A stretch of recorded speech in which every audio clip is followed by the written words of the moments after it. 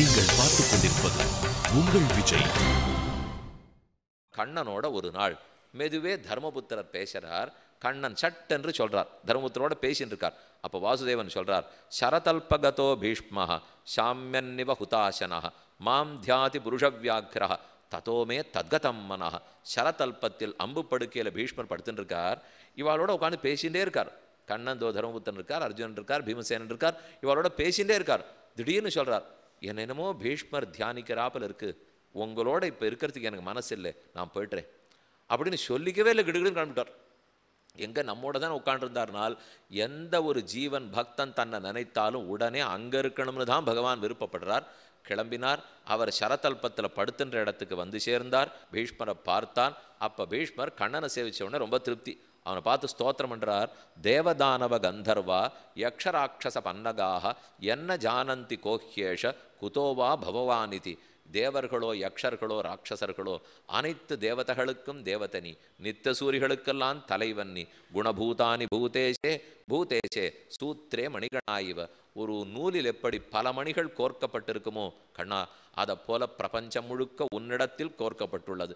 யஸ்மின் நித்யம் தபஸ்தப்தம் யதங்கேஷ்வனு திஷ்டதி சர்வாத்மா சர்வவித் சர்வ சர்வஜ சர்வபாவனா. நீயே ஜகத்தை சரீரமாக கொண்டவன், ஜகத்துக்கெல்லாம் அந்தராத்மா, அனைவருக்கும் உள்ளே இருந்து ஆட்சி செலுத்துபவன். அப்பேற்பட்ட பிரம்மமாகின நீர் இதோ கண்ணனாக திருவவதாரம் பண்ணியிருக்கிறீர். இந்த உண்மைகள் எத்தனை பேருக்கு தெரிய போகிறது? வெகு சிலருக்கு தெரியும். அதைத்தான் தர்மபுத்திரனுக்கும் சொல்லணும் நிச்சய. எம் தேவம் தேவகீ தேவி வசுதேவாத் அதீஜனத் பௌமஸ்ய பிரம்மணோ குப்தியை தீப்தம் அக்னி விவாரணிகி. எப்பேற்பட்ட கண்ணன், மகனொருவர்க்கல்லாத மாமேனி வண்ணன் இங்கு வந்து பிறந்தான்கிறத நான் தெரிஞ்சுட்டேன். பலருக்கு இந்த உண்மை தெரியாது கண்ணா என்று பீஷ்மர் அவனை ஓஹோன்னு ஸ்தோத்திரம் பண்ணார். அப்போது கண்ணன் கேட்டுறார், தர்மபுத்திரருக்கு நிறையா சந்தேகம் இருக்கான், அவர் வருவார், நீர் அவருக்கு மெத்த உபதேசம் செய்ய வேண்டும் என்று. பீஷ்மாச்சாரியர் பண்ண ஸ்தோத்திரம் பீஷ்மஸ்துதின்னு பேர் பெற்றிருக்கு. இந்த பீஷ்மஸ்துதி யாரெல்லாம் தினப்படி படிக்கிறானோ துவராஜா ஸ்தவராஜா சமாப்தோயம் விஷ்ணோர் அத்புத கர்மணா காங்கேயேன புராகீதா மகாபாத்தகநாசனா. காங்கேயினால் பாடப்பட்ட இந்த விஷ்ணு ஸ்தோத்திரம், பகவான ஸ்தோத்திரம் பண்ணது எப்போதும் பாடத்தக்கது. பாடினால் என்னென்ன நன்மை ஏற்படுங்கிறார். இமம் நரஹா ஸ்தவராஜம் முமுக்ஷு ஆதித்ய லோகான் அமலான் சனாதனான். இந்த லோகத்தையே தாண்டி சனாதன லோகத்தையே அவன் அடைந்து விடுகிறான். பீஷ்மர் சரதல்பத்தில் கிடக்கிறார். தர்மபுத்திரர் கண்ணனை முன்னிட்டு கொண்டு வந்தார். அப்போ தான் பீஷ்மரை பார்த்து கண்ணன் கேட்குறார், உமக்கு சக்தி இருக்கா? உம்மால் உபதேசம் பண்ணிட முடியுமா? இல்லை, நான் ரொம்ப பலகீனனாக கிடக்கிறேன், நாம் அனுகிரகிப்போம் சொல்லும் அப்படின்னு சொல்லிட்டு தர்மபுத்திரா கேளுன்னார். யுதிஷ்டிரன் கேட்குறார், யாரை சகாயமாக வச்சுக்கணும்? நண்பனார் பகைவனார்? எப்போதும் நண்பனார்ப்பனா? பீஷ்மர் பதில் சொல்கிறார், சதுர்விதானி மித்ராணி ராஜ்ஞான் ராஜன் பவந்த்யுத. 4 விதமான மித்திரர்கள் உண்டு. சஹார்த்தன், பஜமானன், சஹஜன், கிருத்ரிமன் என்று 4 பேர் நண்பர்கள். சஹார்த்தன் என்ற ஒரு நிபந்தனையின் பேரில் நண்பனாயிருக்கிறவன். எனக்கு நீ இந்த நல்லதை பண்ணினத்தினால நான் உனக்கு நண்பனாக இருக்கேன், நிபந்தனையின் பேரில் ஆனவன். பஜமானன் உறவுனால ஆனவன், எங்கோ கிட்டக்க உறவோ தூரக்கு உறவோ ஏதோ உறவுனாலே. சஹஜன் ஏன் உறவெல்லாம் ஒன்றும் இல்லை, ஆனால் பிறந்த நாள் தொடங்கிய உயிர் நண்பன். பல பேருக்கு சின்ன குழந்தையிலேருந்து பள்ளிக்கூடத்துலையும் படிச்சிருப்பா, கல்லூரியிலையும் படிச்சிருப்பா, வேலைக்கும் போயிடுவா, பக்கத்து வீட்லேயும் கொடுத்துன்னு இருப்பா, கடைசி வரைக்கும் நண்பர்களாக இருப்பாளோ இல்லையோ. சஹஜ அப்போ கூடவே பிறந்தது, பிறப்பிலிருந்தே இருக்கிற நட்பு. கிருத்ரிமன் அப்படி இல்லாமல் கொடுத்து வாழ்ந்த நட்பு. நான் உனக்கு இந்த பணம் தரேன், எனக்கு கொஞ்ச நாள் நண்பனாரு அப்படிங்கிறதுக்காக. இப்போ நம்ம ஏதோ ஜெயிக்கணும்னா ஒருத்தருக்கு பணம் கொடுத்து நம்ம பக்கம் சேர்த்துட்டா தானே ஜெயிக்க முடியும். அதை போல் கொடுத்து கொஞ்ச நாளாக நண்பர்களாக இருப்பா. ஆனால் ஜெயித்த உடனே அநேகமாக அந்த நட்பு உடஞ்சி போயிடும். பார்த்துருக்கீங்களோ இல்லையோ? ஆகவே எப்போ ஜெயிக்கிற வரைக்கும் நட்புன்னு வச்சுக்கிறோம். அப்போ கொடுத்து கொண்ட நட்பு. இது 4 வகையான நட்பு. சஹார்த்தி சஹார்த்தோ பஜமானஸ்ய சஹஜா கிருத்ரிமஸ்ததா தர்மாத்மா பஞ்சமச்சாபி. இந்த 4 பேருக்கு அப்புறம் 5வது ஒருத்தர் இருக்கார், ரொம்ப தர்மாத்மா. அதனால் அவரை நாம் நண்பனாக வச்சுருக்கோம், ரொம்ப நல்லவர், சான்றோன். ஆகவே அவரை நண்பனாக வச்சுக்கிறோம். இந்த 5 பேர் மித்திரம் நைகஸ்யன துவயோகோ. இந்த மித்திரர்களுக்குள் முதலையும் 4ஐயும் கொஞ்சம் தள்ளி வச்சுக்கோ, 2ஐயும் 3ஐயும் கிட்டக்க வச்சுக்கோ, 5 மேலே வச்சுக்கோ. எங்கெங்கே நம்மளை சுற்றி எங்கே வச்சுக்கணும்னு சொல்கிறார். முதல் நட்பையும் கடைசி நட்பையும் வாசல் வரைக்கும் வச்சுக்கோ, 2வது நட்பையும் 3வது நட்பையும் கிட்டக்க வரவிடு, 5வது நட்பை தலைக்கு மேலே வச்சு வணங்கு. ஏன்னா அவர் தான் தர்மாத்மா, அவர் நல்லது சொன்னால் தான் நாம் நன்னா இருக்க போகிறோம். மேலே சர்வன் நித்தியம் சங்கிதவ்யாக பிரத்யக்ஷம் காரியமாத்மனா. இதில் முதல் ஆள் 4வது ஆள் இவா 2 பேர்கிட்ட என்ன காரியத்தை கொடுத்தாலும் சந்தேகப்பட்டுட்டே இரு. அவர் 2 பேர் ஆறு, ஒரு நிபந்தனையின் பேரில் நண்பனானவர், பணம் கொடுத்து நண்பனானவர். இவா 2 பேரையும் மேலோட்டமாக விட்டுடாதே, ஆழ்ந்து பாரு, காரியத்தை பண்ணுறாளான்னு பாரு. ஏன்னா அதுக்கு தான் நண்பனாகவே ஆக்கின்னு இருக்கேன். ஆனால் நடுவில் இருக்கிற 2 பேர்கிட்ட அப்படி ஒன்றும் கண்ணை கொத்தின்னு பார்க்க வேண்டியதில்லை, பண்ணிடுவா. ஆனால் அவள்கிட்டையும் சந்தேகத்தை விட்டுடாதே. யார்கிட்டையா இருந்தாலும் என்ன நண்பனாக இருந்தாலும் இந்த தர்மாத்மாவை தவிர மற்ற 4 பேரிடத்துலையும் சந்தேகத்தோடு தான் வேலை வாங்கணும். அசாது சாதுதாமேதி சாதுர்பவதி தாருணா. ரொம்ப சாதுவாக இருக்கிறவர் திடீர்னு அசாதுவாக நம்மக்கிட்ட மாறிடலாம். அசாதுவாக விரோதியாகவே இருக்கிறவர் ரொம்ப நல்லவராக மாறிடலாம். அனித்ய புருஷா தஸ்மின் கோஜாத்து விஸ்வசேத்து தஸ்மாத் பிரதானம் யத் காரியம் பிரத்யக்ஷம் தத் சமாச்சரேத். ஒரு நண்பனிடத்தில் ஒரு காரியத்தை நடத்துன்னு கொடுத்துருந்தால் அவன் பண்ணிடுவான்னு நம்பி தூங்காதேங்கிறார். இது நம்ம பல பேர் கெட்டோன்னு சொல்லுவோம் இல்லையோ. காரியத்தை ஒருத்தர் இடத்துல கொடுத்துட்டு அவள் பண்ணலையேன்னால் பண்ணுறாளான்னு உன் கண் முன்னாடி பண்ண வச்சுப்பார். அப்போ தான் அவன் பண்ணுவான். நீ சொல்லிட்டு போயிட்டியானா சாதாரணமாக அவனும் அடுத்தவன்கிட்ட சொல்லிட்டு போடுவான். நீ ஒருத்தன் இடத்துல சொன்னியோ இல்லையோ, அவர் இன்னும் ஒருத்தர்கிட்ட கொடுத்துட்டு போயிட்டா கடைசியில் கீழே போயிருந்தா யார் பண்ணுறது? யாராத்தர் பல்லக்க சுமக்க வேண்டாமா? எல்லாரும் பல்லக்கில் உட்காந்துக்கு தயார், யாரும் பண்ணுறதுக்கு தூக்கிறதுக்கு தயார் இல்லை. அதனால் உன் கண் முன்னாடி நடக்கிறதுக்கான்னு பார்த்துக்கும். ஏகாந்தேனகி விஸ்வாசா கிருஷ்ணோ தர்மார்த்த நாசகா அவிஸ்வாசச்ச சர்வத்திர மிருத்யுநாச்ச விசிஷ்யத்தே. ஒருத்தனிடத்துல நம்பிக்கை வச்சியானால் அது அனைத்து தர்மத்தையும் அழிச்சிடும். ஒத்தனை மட்டும் நம்பாதே, ஒருத்தனை மட்டும் நம்பி காரியத்தை ஒப்படைக்காதே, அது தர்மம் அர்த்தம் ஆகியவற்றை அழிச்சிடும். அவிஸ்வாசச்ச சர்வத்திர. அதனால தான் சுவாமி நான் யார்கிட்டையுமே விஸ்வாசம் வைக்கிறது இல்லை அப்படின்னு சொன்னியானா அதுக்கு மரணமே தேவையில்லை. ஒத்தரையுமே நம்பலேன்னு சொன்னால் அதை விட மரணம் தேவையில்லை. ஒத்தனை நம்பினேன்னு சொன்னால் பொருளும் போயிடும், தர்மம் போயிடும்.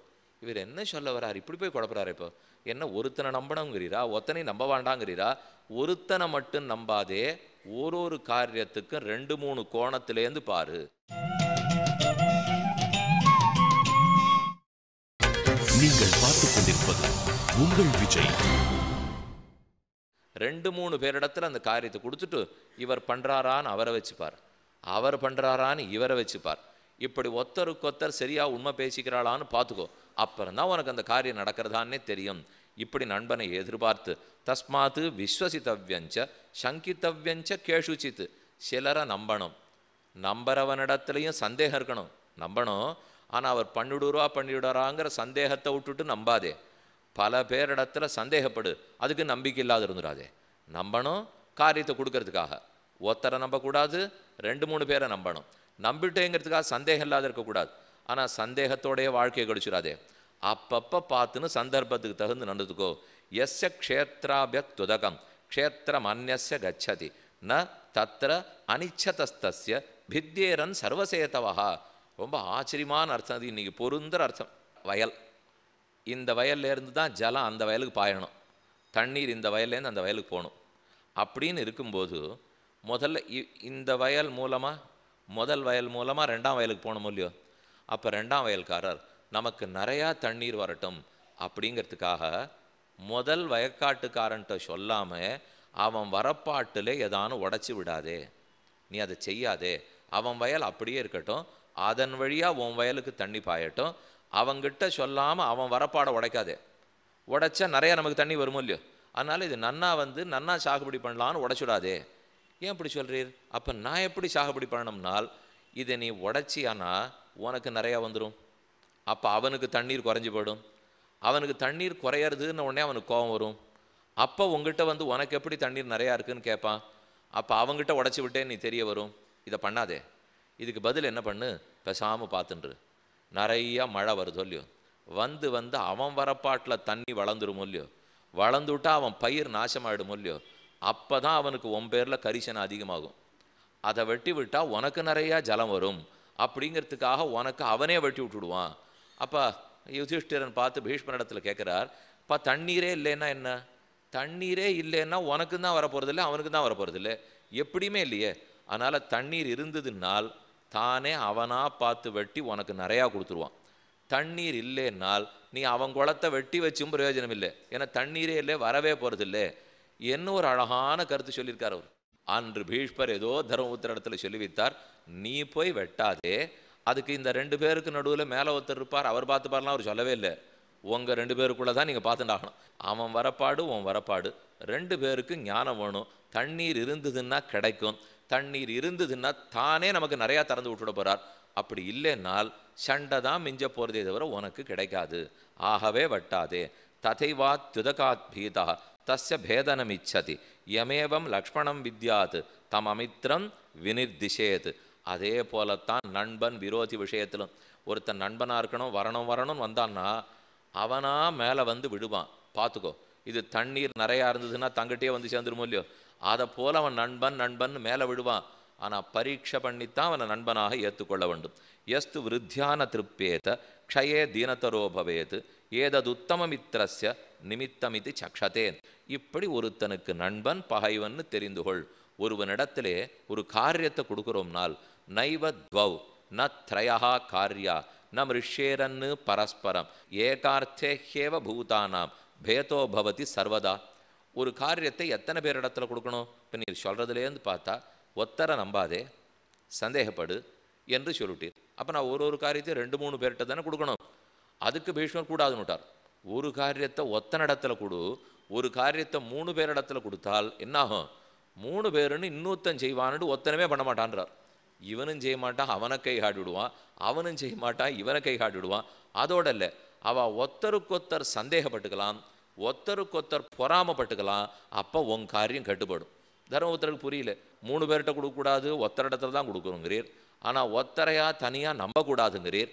ஆமாம், காரியத்தை கொடுக்கறத ஒத்தர இடத்துல கொடுக்கணும், ஆனால் அந்த காரியத்தை அவனே முடிச்சிருவான்னு நம்பக்கூடாது. அந்த காரியம் ஒழுங்காக நடக்கிறதான்னு 2 பேரை வச்சு பார்க்கணும். இன்னும் பலவாறாக அந்த உபதேசங்களை செய்தவர். அப்போ தர்மபுத்திரன் கேட்குறார், எல்லாமே ராஜ்யத்தை ராஜா ஆள்றதை பற்றி சொல்லிட்டு இருக்கிறேன், எனக்கு கணதந்திர ராஜ்யம் குடியரசு ராஜ்யத்தை பற்றி தெரிஞ்சுக்கணும்னு ஆசை. மக்களே ராஜாவாக இருந்தால் அப்போ இதெல்லாம் நீர் யார்கிட்ட சொல்லுவீர்னா தர்மபுத்திரன். மக்கள் ராஜாவாக இருக்கணும்னால் அப்போ மக்களுக்கு நடுவில் என்ன மாதிரி புரிதல் இருக்கணும், எவ்வளவு ஞானம் இருக்கணும், எவ்வளவு அனுஷ்டானம் இருக்கணும், அந்த மக்களில் முக்கிய தலைவர்களாக இருக்கிறவா எப்படி இருக்கணும், அதுக்கு மேலே அந்த தலைவர்களை கட்டுப்படுத்துகிற பண்டிதாள் எப்படி இருக்கணும். இந்த ஒரு நிலைப்பாடு, இந்த ஒரு அமைப்பு இருந்தால் தான் குடியரசு ராஜ்யமே இருக்கணுங்கிறார் அவர்.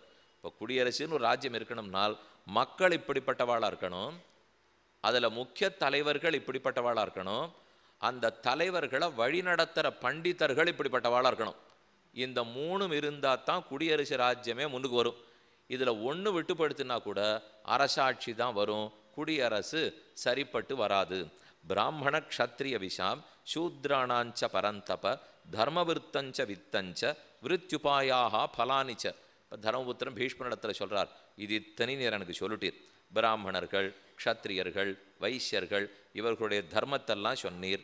அதுக்கப்புறம் விருத்தி எது, அதுக்கு உபாயம் எது, எப்படி கஜானாவை நிரப்பணும், வரி வசூல் பண்ணுற விதம், எவ்வளவு வரி போடணும், அதை எவ்வளோ தூரம் மக்களுக்கு செலவழிக்கணும், இதெல்லாம் எனக்கு சொன்னீர். ராக்யாம் வித்தஞ்ச கோஷஞ்ச அமாத்திய குணவிருத்திச்ச, யாரை மந்திரியாக வச்சுக்கணும், யாரை வச்சுக்கூடாது, நண்பனாக யாராக வச்சுக்கணும், பகைவனா யாராக தள்ளுடணும், இது இத்தனையுமே சொல்லியிருக்கீர். கேட்டுனுட்டேன்.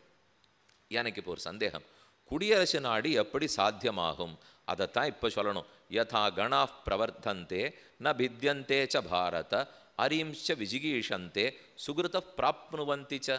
பல நாடுகளும் குடியரசுன்னு பேர்களே, மக்களுக்கே ராஜ்யத்தை கொடுத்துட்டு அதை ஆண்டா என்ன, ஏன் ராஜாக்களான நாம தான் ஆளணுமா? எத்தனை ஆயிரம் வருஷத்துக்கு முன்னாடி தர்மபுத்திரன் கேட்டிருக்கான். அதனால் இது ஒன்று இப்போ பேசப்படுவதே அல்ல, எப்போதோ குடியரசு ராஜ்யத்தை பற்றி பீஷ்மர் கூற வருகிறார். பேதமூலோ விநாசோகி கணானாம் உபலக்ஷதே மந்திர சம்வரணம் துக்கம் பகூனாமிதி மே மதிஹி. குப்த விசாரம் முக்கியமாக கேட்டதான் ஒன்று தான். பல பேர் மக்கள் இருப்பாளே, எல்லாரும் சேர்ந்து ராஜ்யத்தை ஆள்றான்னு சொன்னால் அப்போ மந்திராலோசனை யாரை வச்சுன்னு நடத்த? ஒரு ராஜ்யம் நடத்தணும்னா ரகசியம் தேவையாச்சே. மக்கள் அத்தனை பேர் ராஜ்யத்தை நடத்துவாள்னா எப்படி ரகசியம் பாதுகாக்கப்படும்? ரகசியம் இல்லாத ஒரு நாட்டை நடத்தவே முடியாதே. அது இன்னைக்கு உண்மைதானே. பீஷ்ம உவாச்ச கணானாஞ்ச குலானாஞ்ச ராஜ்ஞாம் பரத சத்தம வைர சந்தீபனாவேதோ லோபாமருஷௌ நராதிப. ஒரு கணதந்திர ராஜ்யத்தை உருவாக்கணும்னால் அதற்கு முன்னாடி மக்கள் மனசை அதுக்கு தயார்படுத்தணும்.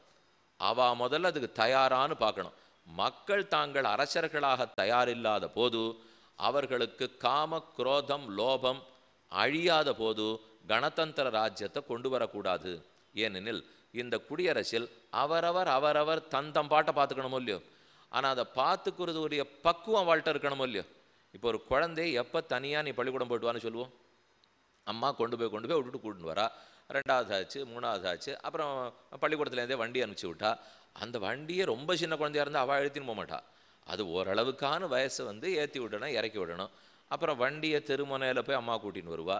அதுக்கப்புறம் தானே தெருமுனையிலேருந்து குழந்தை நடந்து வரும். அதுக்கப்புறம் கொஞ்ச நாள் கழிச்சு, நீ வராது இருந்தியானா தேவையில்ல, அவமானமாக இருக்குது. இதுதான் நமக்கு பேச்சு கிடைக்கும். இத்தனை நாள் கூட்டுன்னு போய் விட்டுட்டு இப்போ சட்டுன்னு பேச்சே மாறிப்படுறது இல்லையா. 15-16 வயசு வரைக்கும் ஜவுளி எடுத்து கொடுக்கறதுக்கும் கூட அம்மா தான் போனா. அவள் தான் பொண்ணுக்கு எல்லாத்தையும் வாங்கி கொடுத்தா. இந்த 16 மாறி கல்லூரிக்கு போகிறச்சேவே பணத்தை கொடுத்துட்டு நான் போய் வாங்கிடுறேன்றா. இது வரைக்கும் நான் தானே வாங்கி கொடுத்தேன்னா, வயசாகிடுத்து, இனிமேல் அவாவா தோழிகளாரோ தோழர்களாரோ அவர்களோட போய் தானே வாங்கிட்டு வரப்போறா. அப்போ எப்போ சுதந்திரம் வந்துடணும், அவர்களுக்கு தங்களை பார்த்துக்கக்கூடிய பக்குவம் வரணும். அப்போ தான் சுவாதந்திரம் கொடுக்க முடியும். நீங்கள் பார்த்துக் கொண்டிருப்பது உங்கள் விஜய். ஒருத்தர் கூட்டமா கணதந்திரமா இருக்கார், குடியரசா இருக்காருனால் அந்த 2 ரொம்ப முக்கியமா. ஒன்று, எங்க மொத்த சங்கம், இது ஒரு சங்கமா வாழ போறோமோ இல்லையோ. ஏன்னா நாமே சுதந்திர நாடு, நாமே மக்களே தான் மன்னர்கள். அப்படின்னா இப்ப 120 கோடி மக்கள் நம்ம நாட்டில் இருக்காருன்னா இவ மொத்த பேருக்கும் சமூக உணர்வு நிறைய இருக்கணுங்கிறார். அது இருந்தா தான் நடக்கும். சமூக உணர்வு இல்ல அது குறைவா இருக்குன்னால் எதிராளி முதல்ல பிரித்தாண்டு விடுவான். இவர்களுக்குள்ள நாங்கெல்லாம் ஒரே சமூகம், நாங்கள்லாம் ஒரே சங்கத்தை சேர்ந்தவா, அந்த சங்கம் ஒன்னா இருக்கணும், சமூகம் ஒன்னா இருக்கணும். அந்த சமூகம் ஒன்னா இல்லாம துளி பலவீனமா இருந்தால் அப்ப விரோதி நாட்டவன் அந்த சங்கத்தை உடைச்சிருவான். அவன் அதை உடைச்சுட்டா இந்த சங்கத்திலேருந்து ஒரு 10 பேரை அங்க போவாளாம். அங்க போயிட்டா இந்த சங்கத்தையே கெடுக்கிறதுக்கு உண்டான எல்லா வேலையும் அங்கவே பண்ணுவாளாம். அதனால இந்த சங்கம் உடையாம பாத்துக்கோ. அந்த சங்கம் உடைஞ்சதுங்கிறது ஆங்கிலேயர் ஆட்சி வர்றச்சே நடந்தது. நமக்குள்ள சங்கமா இருந்திருக்கும். அப்ப யாரோ 1000 வருஷமா, ஆங்கிலேயர்கள் 250 வருஷம் தானே, அதுக்கு முன்னாடியிலேருந்து எப்பவோ ஆரம்பிச்சு கொடுத்தேன். சோழர்கள் பாண்டியர்கள் ஆண்டு முடிச்சா அதுக்கப்புறம் அந்நியர்களுடைய படையெடுப்பு தொடங்கித்து பாரசீகத்தினுடைய கிழக்கில் இருந்து கம்போடியா அங்கோர்வாட் நாடு வரைக்கும் இத்தனை இடத்துலயும் சனாதன தர்மம் தான் பரவி இருந்தது. அதுக்கப்புறம் கொஞ்சம் கொஞ்சமா துண்டாடப்பட்டு இன்னைக்கு இவ்வளவு சின்ன நிலைக்கு வந்திருக்கும். என் பாரத தேசத்துக்குள்ளே எவ்வளவு இப்ப பிரிஞ்சு போச்சு. இடது கையை காணும், வலது கையை காணும், தலையை காணும். எந்த பக்கம் பார்த்தாலும் ஆபத்து தான். இப்போ இங்கேயும் ஆபத்து. அண்ட வீட்டு அசல் வீட்டுக்காரால்கிட்ட சௌக்கியமா இருக்கணும்னுவா. நம்ம தான் இருக்கோம், அப்படிதான் வச்சுக்கணும். இந்த தேசத்துல வடக்கையும் ஆபத்து, தெற்கையும் ஆபத்து, கிழக்கையும் ஆபத்து, எங்கேயுமே சண்டைனா சங்கம் உடைஞ்சது காரணம். இது மொத்தம் ஒரு சங்கமா இருந்திருக்கும். இந்த சங்கத்தை உடைச்ச உடனே இவர்களே போய் அவர்களிடத்துல கோல் சொல்ல ஆரம்பிச்சிட்டாலும் இல்லையோ. அதனாலதானே மேல மேல நமக்கு ஆபத்து வந்தது. பல இந்தியர்கள் நம்ம நாட்டவர்கள் ஆங்கிலேயர்கள் பக்கம் சேர்ந்துட்டா அதனாலதான் நம்ம ரகசியம் எல்லாம் வெளியில போச்சு. அப்ப எதனாலே? சமூக உணர்வு இருக்கலேன்னு அர்த்தம். அடுத்தது பார்த்தீங்கன்னா புருஷார்த்த சிந்தனை இருக்கணுமா. நம்ம மொத்த பேருக்கும் ஒரு இலக்கு இருக்கணும். ஒரு இலக்கு இருக்கிற சங்கமா இருந்தா உடையாதான். பல இலக்குகள் இருக்கிற சங்கமா இருந்தா உடனே அந்த சங்கத்தை உபசங்கமா உடைச்சுடலாமா. ஒரே இலக்கு இருக்கு அப்படின்னா எல்லாரும் ஒன்னா இருப்பா. அந்த சங்கத்துக்குள்ள ஒரு 2-3 இலக்கு இருக்குன்னு வச்சுங்க. இப்ப இந்த ஒரு ஆட்டம் ஆட போறோம். ஆட்டம் ஆடணும்னா நம்ம கட்சி ஜெயிக்கணும், நாடு ஜெயிக்கணும், நாடணுமோ இல்லையோ. எனக்கு 100 அடிக்கணும் நாடினா தெரியுமோ இல்லையோ. இப்ப அந்த சமயம் அந்த 100 அடிக்கிற வரைக்கும் யாரு தலைவரா இருக்காரோ அவர் ஆட்டம் போறோம்னு சொல்லக்கூடாது. இவருக்கு உண்மையா ஆட்டம் இப்ப போரும் இருந்தா கூட அவர் 90 வந்தாச்சுன்னா அந்த தனிவர் ஆட்டக்காரர் ஒரு 100 போற வரைக்கும் விடணும். விடுறோம்னாலே அப்ப பாரதத்தினுடைய இலக்கு வேற, தனிநபர் ஆட்டக்காரர் இலக்கு வேறேன்னு ஆயிடுறது. அது ஆகவே கூடாது. எந்த இலக்கோ மொத்த சமூகத்துக்கும் ஒரு லட்சியம் இருக்கணும், ஒரு புருஷார்த்தம் இருக்க வேண்டும். அந்த புருஷார்த்தம் லட்சியம் மாறித்துனாலே அதை முதல்ல எதிராளி கண்டுபிடிச்சுடணும். கண்டுபிடிச்சிட்டு இந்த புருஷார்த்தம் இருக்கிற சங்கத்தை பிரி, அந்த புருஷார்த்தம் இருக்கிற சங்கத்தை பிரித்தாளும் சூழ்ச்சி. அங்கதான் பிரித்தாளுதல்னே ஆரம்பிக்கிறது. அப்ப புருஷார்த்தம் ஒன்னா இருக்கணும், இலக்கு ஒன்னா இருக்கணும், சமூக உணர்வு இருக்கணும். இந்த 2 இருந்தா தான் குடியரசு கொடுக்க வேண்டும். அப்ப தர்மபுத்திரன் கேட்கிறார், ராஜாவா இருந்தா இதை பத்தி கவலை இல்லையான்னா, ராஜா ஒருத்தர் தானே ஒரே லட்சியம், அந்த லட்சியத்துக்கு யாரான்னு வரலைன்னா தண்டனை கொடுத்துருவாரோ இல்லையோ, அதனால ரொம்ப சுலபமா போச்சு. ஆனா இது மொத்த பேர் ராஜாக்கள்னு சொன்னா நம்ம மொத்த பேரும் அதே லட்சியத்தில் இருக்கணும் இல்லையோ. இன்னொன்னு, ராஜா பார்த்து இன்னைக்கு சண்டே வீட்டுல இருக்கிற எல்லாரையும் அனுப்பி வைங்கன்னா அனுப்பிச்சுதான் ஆகணும். ஆனா குடியரசுன்னு வந்தா நாம் பார்த்து அனுப்ப வேண்டும் இல்லையோ. அப்ப நடக்கலாம், நடக்காமலும் போகலாம். ஞான விருத்தாக பிரசம்சந்தி சுஷ்ரூஷந்தா பரஸ்பரம் வினிவிருத்தாபி சங்கானாக சுகமேதந்தி சர்வசா. அடுத்து, இந்த மக்களுக்குள்ள முக்கியப்பட்டவர்கள் இருக்காளோ இல்லையோ, வழி நடத்தி செல்றவா, அவள ராஜாக்கள் இல்ல, ஆனா மந்திரிகள்னு வச்சுங்களேன், பிரதான மந்திரி, முக்கியமந்திரி, ஆரெல்லாம் இதுல முக்கியப்பட்டவா இருக்காளோ அவர்கள் மெத்த படிச்சவாளா இருக்கணும். அவர்கள் மக்களுடைய நலன்ல அக்கறை இருக்கிறவாளா இருக்கணும். அவர்கள் புலனடக்கமும் அனுஷ்டானமும் உள்ளவாளா இருக்கணும். அப்படி இருந்தா தான் குடியரசை மேற்கொண்டு எடுத்துட்டே போக முடியும். அவர்கள் ஞானம் இல்லாதவாளா இருந்தாலோ அங்கெல்லாம் சின்ன சின்ன தப்பு நடந்து போச்சு. அவர்கள் ஞானம் இல்லாதவா இருந்தாலோ இல்ல அவர்களுக்கு ஆச்சார அனுஷ்டானம் இல்லாமல் போனாலோ மக்களை வழி நடத்துறதுக்கு அவளால முடியாது. ஏன்னா எப்ப தெரியுமோ மக்கள் நம்ம பின்னாடி வருவா, முன்னாடி நடக்கிறவன் சொல்றத கேட்டு வரமாட்டா, முன்னாடி நடக்கிறவன் பண்றத பார்த்து தான் வருவா. ஒரு தலைவன் இருந்தா அவர் என்ன பேசி பேசி புரிய வைக்கணுமானால் அது இப்பவே நிறைய பண்ணுவா. அப்படி கூடாது. தலைவன் இருந்தா நடந்து நடந்து புரிய வைக்கணும். அவர் என்ன நடத்த உடையவரா இருக்காரோ அதை பார்த்து தொண்டர்கள் நடக்கணும் இல்லையோ. அப்ப இந்த முக்கிய மந்திரிகளா யார் இருந்தாலும், யாரு பிரதானர்களோ அவர்களுக்கு ஆச்சாரம், அனுஷ்டானம், ஞானம், வைராக்கியம், சுயலாபத்தை பார்க்கறத விட தேசத்தினுடைய லாபத்தை பார்க்கறது அது அதிகமா இருந்தா தான் குடியரசு நன்னா வெற்றிகரமா நடக்கும். அடுத்து சொல்றார், தர்மபுத்திரனே கேட்கிறான், அப்படி நல்ல மந்திரிகளா இருந்திருக்கா, முக்கியமானவளா இருந்திருக்கா, ஒருவேளை அவ புத்தி பேதலிச்சு படுத்துனா, நீர் தான் இவ்வளவு நேரம் சொன்னீரே, நண்பனா இருக்கிறவனே எப்பவும் இருக்க மாட்டான், நல்லவனா இருக்கிறவன் எல்லாம் தீவனாயிடலாம், தீயவனா இருக்கிறவன் எல்லாம் நல்லவனாயிடலான்னுட்டு.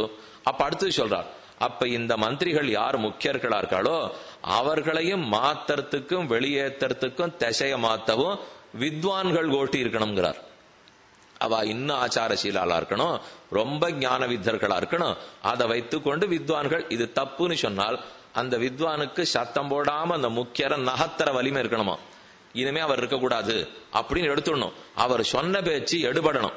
கிட்டத்தட்ட வந்தது நம்ம நாட்டில இந்த ஏற்பாடெல்லாம் பண்ணா, ஏன்னா இந்த சபை ஒண்ணு அந்த சபை ஒண்ணுன்னு ஏற்படுத்தினா, அப்ப இந்த சபை மக்களை பார்க்கும், மக்கள் முன்னேற்றத்தை பார்க்கும். அந்த சபை இவா ஒழுங்கா ஞானத்தோட இருக்காளான்னு அந்த சபை பார்க்கும். அவ மக்களிடத்துல போக வேண்டிய தேவையில்லை. ஏன்னா இந்த முக்கியப்பட்டவர்களுக்கு ரொம்ப ஞானம் இல்லாட்டாலும் மக்களை பார்த்துக்க தெரியும். ஆனா அந்த ஞானிகளுக்கு நின்னா தேர்தல ஒரு வாக்கு விழாது, ஆனா விஷயம் நன்னா தெரியும். அப்ப அவர்களும் இருக்கணும், இவர்களும் இருக்கணும். அவர்களுடைய வழிகாட்டுதல் பேர்ல இவர்கள் போகணுங்கிற அளவுக்கு ஓரளவுக்கு இவர் சொன்ன அந்த நிலை வந்திருக்கு. என்ன திட்டத்தை இவர் சொல்லியிருக்காரோ அதை போலத்தான் ஏற்படுத்தியிருக்கா.